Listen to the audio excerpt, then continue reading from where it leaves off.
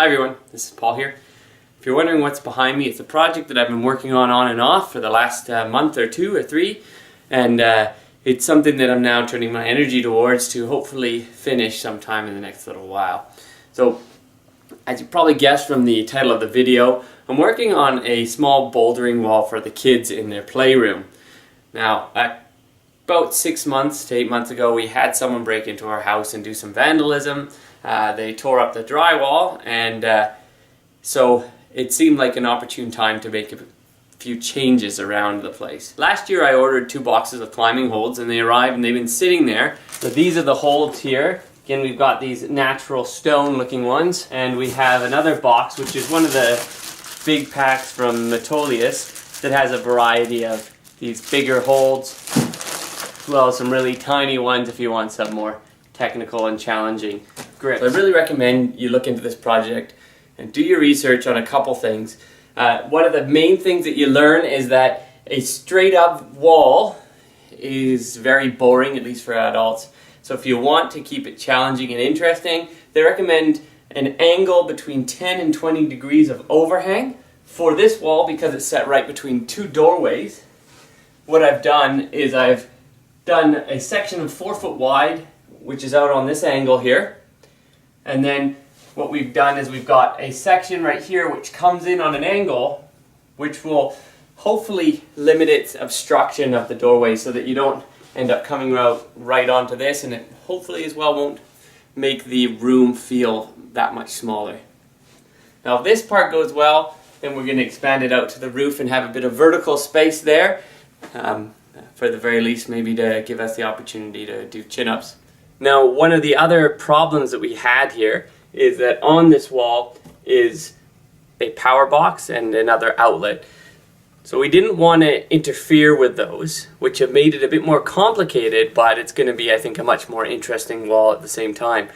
So what's going to happen here is we have this angle coming out from the wall here for our main, one of our main studs. When we bring this across, we're actually going to bring it down to the wall, not only on an angle at the top, but also a diagonal, so that it's going to meet here, and we're going to go right past the power box without actually interfering with it. As far as the bottom section goes, that's going to be vertical. Again, there's the power box here that I mentioned, and we're going to build it out just so we have the space here. It's very important for a wall like this. It's just going to take a lot of weight, people pulling on it and climbing on it, that you use the right materials. Because we've got a slant outwards, we have a 2x6 framing. Into the roof itself, what we've done, just to do a bit of overkill, is we pulled this header right here right up into the joist using 5.5 inch timber framing screws. So they're really heavy duty screws. They use the Torx head, pulls it right in there. The result is that I can pull on it. There's no flexing whatsoever. The studs themselves are 16 inches apart, and they say don't do any bigger gaps than that. Otherwise you're going to have an issue with flexing in the plywood. On top of this, we're going to put 3/4 inch ACX, or the equivalent, something, a higher grade plywood that doesn't have so many voids. Otherwise the handholds can pull through the plywood. Once we have finished with this angle on this side over here that we talked about, every 4 feet, so right in the middle here, we're going to brace them with 2x6s, just so there's no flex, bit of framing, and also somewhere where we can attach the plywood to give it a bit more structure. Well, that's where we're going right now.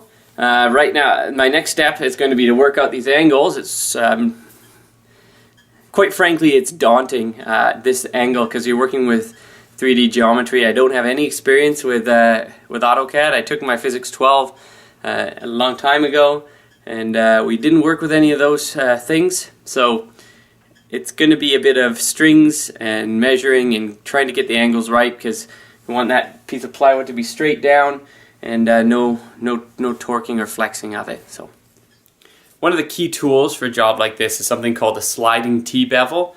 It's a tool that looks like this, and its job is to take that angle that you've calculated right on the equipment or on the wall and transfer it onto a board for cutting.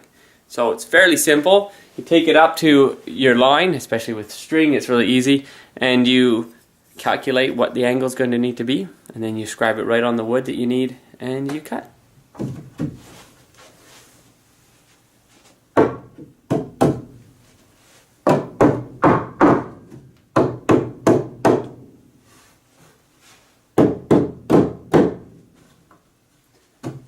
Alright, so that's lining up perfectly with this edge that I started from. Goes down right to this edge. Excellent fit. Happy with that. Alright, so what I had to do, because we've got two different angles matching up, and I want to get this angle straight, this side straight along here, is I've made a cut in this board and I've run it along the length of it down here so it gives me a steady angle. Next I'm going to take some strings and I'm going to bring them across level just to make sure the angle is correct. And then I'm going to bring the braces out across them. Alright, so with a bit of geometry, we were able to work out the angles, and we've got these supports that we need every 16 inches or so ready. And you can hear the kids in the background, they're excited about having a climbing wall. Alright, so the next step is we're starting to put the helper boards. So helper boards are just 2x4s right along the edge.